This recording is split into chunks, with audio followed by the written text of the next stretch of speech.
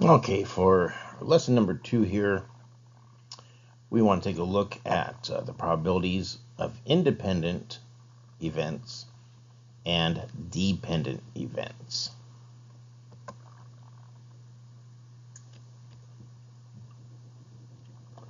Two events are independent when the occurrence of one event does not affect the occurrence of the other event.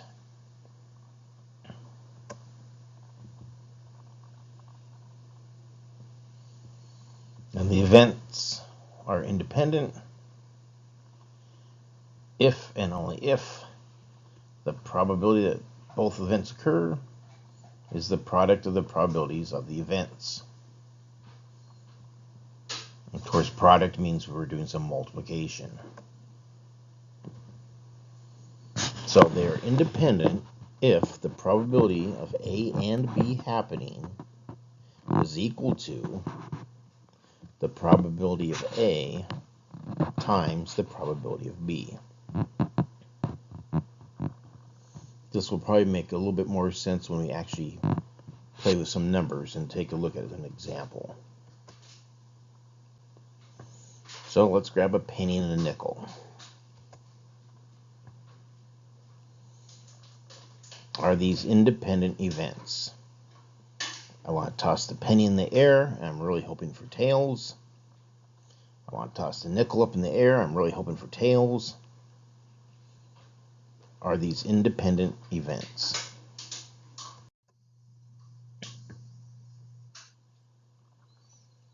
Well, probability I'm going to get penny.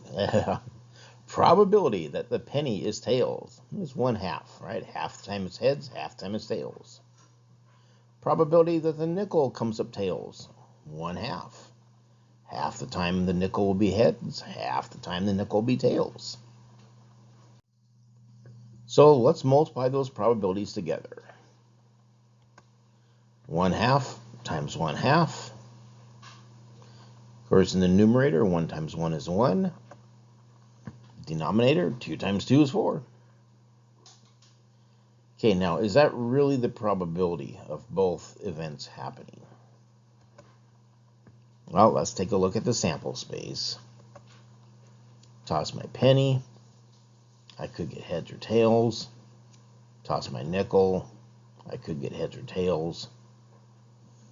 It looks like there's 4 in the sample space.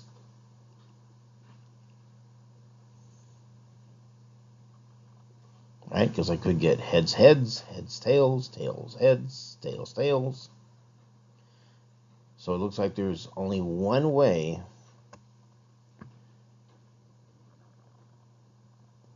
in that sample space of 4 that both the penny and the nickel come up tails. So sure enough, these are independent.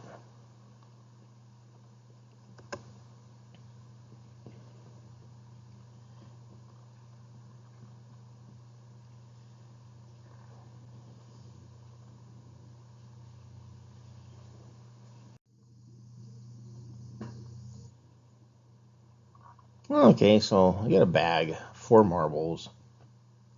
3 happen to be blue, 1 happens to be red. So I'm going to draw a marble at random. I'm going to hang on to it so there's only 3 left in the bag.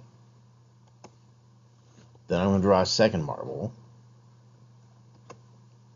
What is the probability that the first marble is blue and the second marble is red?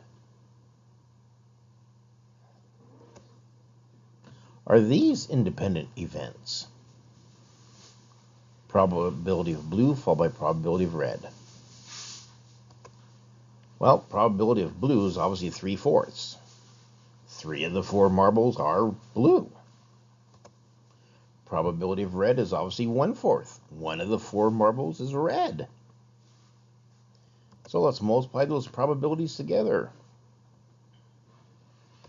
3/4 times 1/4. Well, 3 times 1 is 3. The numerator is going to be 3. 4 times 4 is 16. The denominator is 16. Now, is that really the probability of blue followed by red? Got to look at the sample space. And this is where it gets really tricky, because some of you might think, hey, let's just draw 2 arrows, because it's either going to be blue or red. Nope, I've got to draw 4 arrows. There are 4 different marbles. The first draw could be one of 4 outcomes. Right? Because those are 3 different blue marbles. So on the first draw, I could get blue marble number 1, blue marble number 2, blue marble number 3, or I could get the red marble. So this is where it gets really tricky, is on the second draw. Only 3 things that can happen now, right? If I got blue marble number 1 on the first draw, I cannot get blue marble number 1 on the second draw. Right? If my first draw was blue marble number 1, the second draw will either be blue number 2, blue number 3, or red. What if my first draw was blue number 2? Well, it'll be followed by blue number 1 or blue number 3 or red.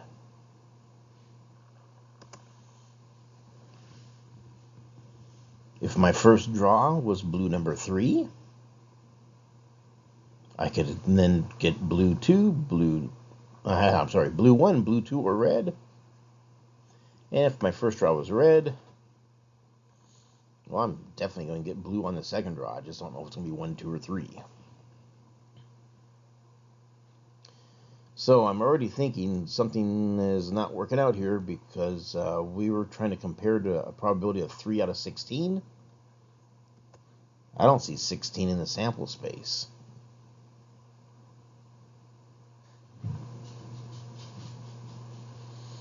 I see 12 possible outcomes in the sample space. So I'm already thinking that 3 over 16 is not going to fly here. Because I'm thinking that the denominator's got to be 12. And it looks like there are 3 ways of having a blue marble followed by a red marble. And of course, 3/12 is 1/4. Those don't look like they match to me. 3 over 16 is not 1 over 4. So the actual probability that I get blue followed by red is 1/4. It is not 3 over 16. So are these independent events? No. They are not independent. What happens on the second draw depends on what happened on the first draw. These are not independent events. So if they're not independent events, I cannot just multiply the probabilities together. I cannot just do 3/4 times 1/4 and get an answer.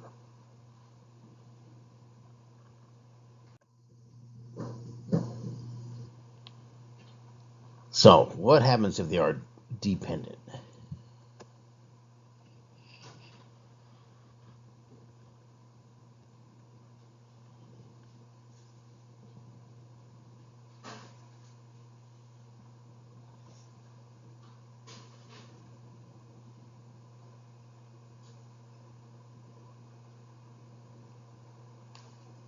Okay, that's a mouthful.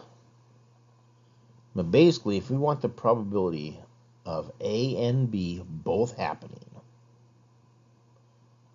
with A happening first and then B happening second, we got to figure out the probability of A, the first event, and then multiply by the probability of getting B, knowing that event A has already happened.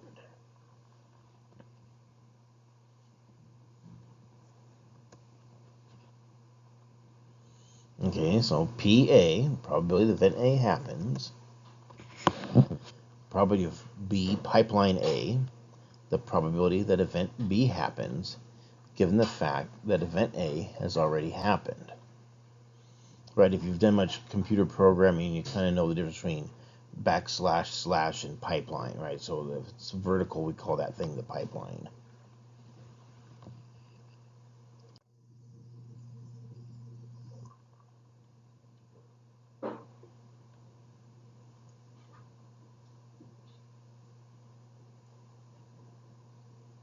So we're going to go back, take a look at these marbles again. Probability of blue, of course, was 3/4. That was our event A.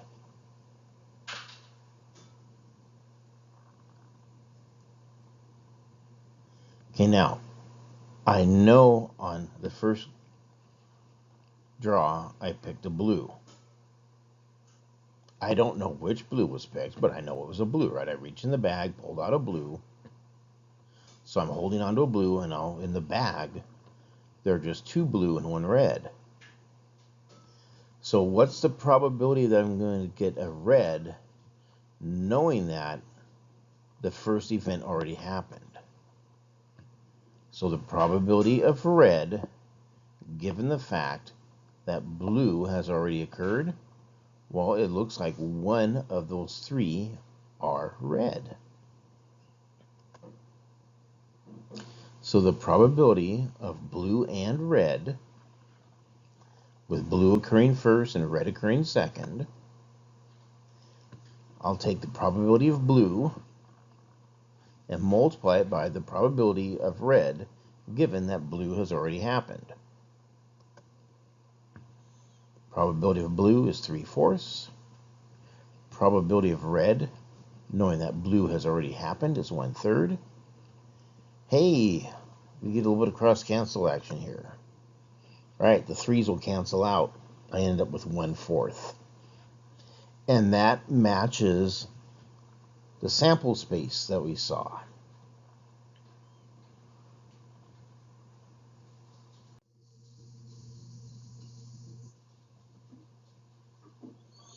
Okay, now if you go through math books, or I guess in current times, more like math websites, but in the good old days it was textbooks, with probability, they love to do 2 things. They love to play with the alphabet, and they love to play with a deck of cards. Of course, with computer games now, I kind of doubt that very few of you handle an actual deck of cards and are familiar with them. But at some point in time, I'm going to have to talk about what that entails. But the alphabet is the other big thing. So let's pretend that we've got tiles. Maybe we're playing Scrabble or whatever. But let's assume that there are 26 tiles and that each letter is represented exactly 1 time. So we've got the whole alphabet there. So we're going to randomly select 1 tile. We'll keep it. Then we're going to select a second tile. Keep it. And then we're going to select a third tile.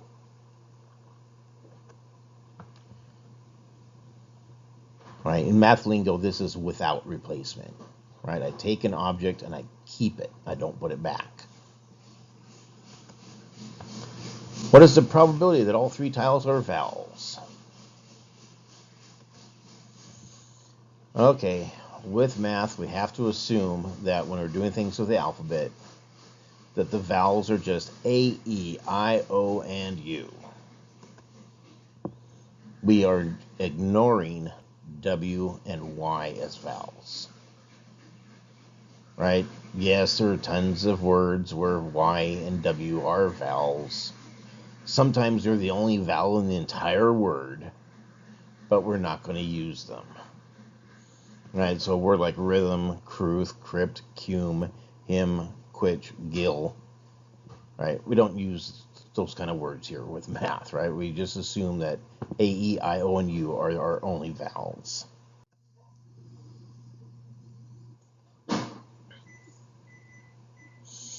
I don't lose very often at Scrabble. So, probability that I grab a vowel. Well, 5 out of 26. Okay, so let's assume that I'm successful and I grab one. Let's grab the best letter in the entire alphabet. The letter U. You must be really cool if your last name starts with a U. Right? So we were successful. Now, what's the probability that I grab a vowel, given the fact that, well, a vowel's already been taken?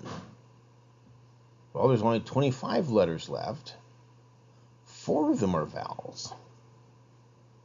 So let's pretend I grab one and, I don't know, maybe it's an O.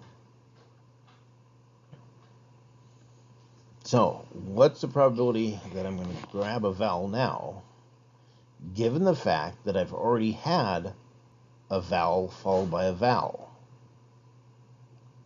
Well, there's just 24 letters. Only 3 of them are vowels. So maybe we plucked, I don't know, the E.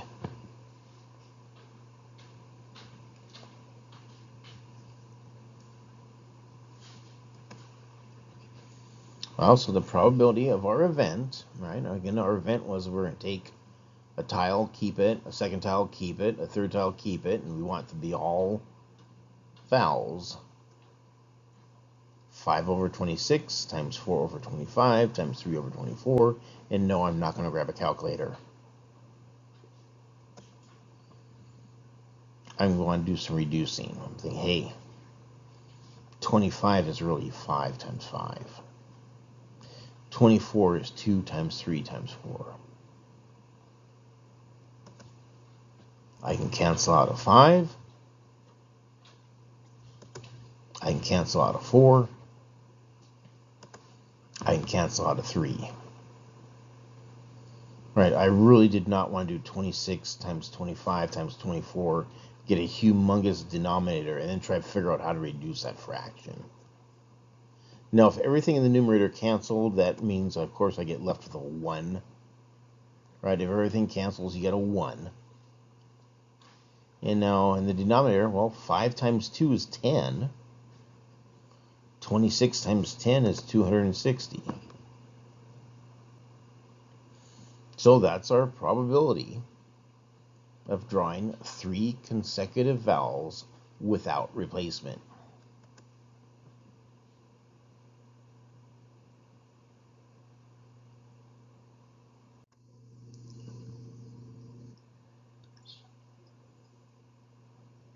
Okay, now this time, do a little bit different.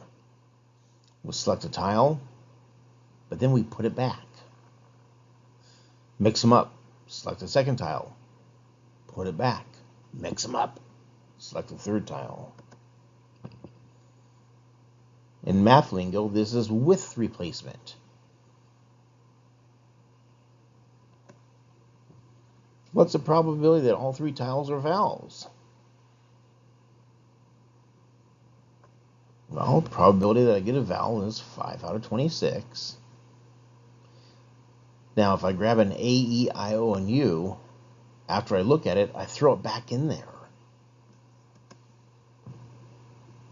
So the second time I reach in there, well, it's 5 out of 26.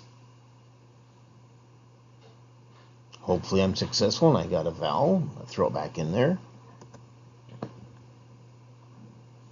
Third time, again, 5 out of 26. Oh, that's supposed to be 5 over 26. We got typographical error.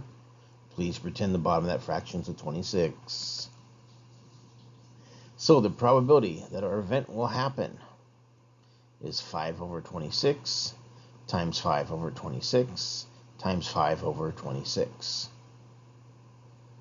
And nothing's going to reduce here. All right, 5 and 26, there's no reduction that's going to happen. So, I do have to grab a calculator. 5 times 5 times 5 is 125. I could maybe do that in my head. But 26 times 26 times 26, no way. I got to grab a calculator for that. I don't want to do 26 times 26 times 26 in my head. Well, I couldn't, right? I simply could not do that in my head. Pencil and paper would take forever. So this is a good time to grab a calculator. So the probability that our event happens would be 125 over 17,576.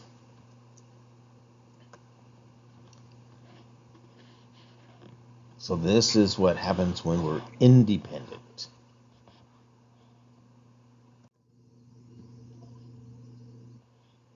So when it was dependent, that was without replacement, the probability was 1 over 260. Independent, that's when it's with replacement. The odds are 125 over 17,576. Now, as much of a fan as I am of fractions, if I want to compare these, sometimes it's useful to convert to a decimal. And I'll say, hey, when it's independent, that's about twice as likely to happen as when it's dependent.